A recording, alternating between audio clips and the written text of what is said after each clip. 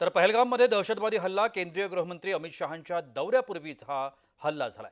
केंद्रीय गृहमंत्री अमित शहा यांनी या संदर्भात बैठक बोलावली आहे। गृह विभाग आणि आयबीचे अधिकारी या बैठकीला उपस्थित राहणार आहेत।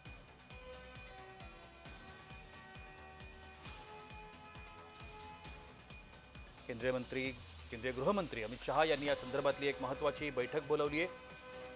अमित शहा यांच्या दौऱ्यापूर्वीच हा हल्ला झालाय आणि या हल्ल्यामुळे आता संपूर्ण देशातलं वातावरण तापू लागलं।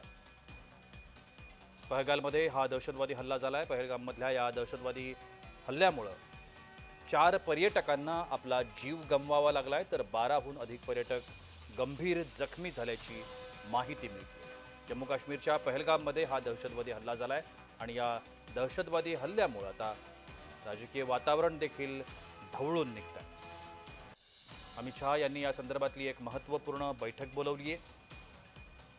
केंद्रीय गृहमंत्री अमित शहा यांच्या दौऱ्यापूर्वीच हा हल्ला झाल्यामुळे या हल्ल्यापाठीमागचा नेमका उद्देश काय होता, असंही प्रश्नचिन्ह आता निर्माण होत आहे।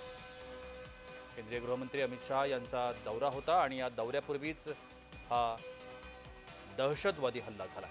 जम्मू काश्मीर या ठिकाणी केंद्रीय गृहमंत्र्यांचा दौरा आयोजित करण्यात आला होता, मात्र या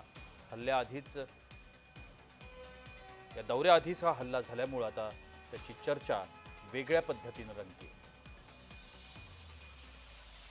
एकूण 4 पर्यटक या हल्ल्यामध्ये त्यांचा मृत्यू झालाय।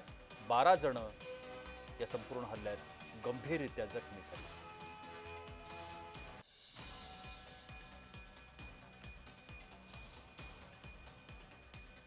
अमित शहा यांनी या संदर्भातली एक महत्त्वपूर्ण बैठक बोलावली आहे आणि या बैठकीमध्ये या संपूर्ण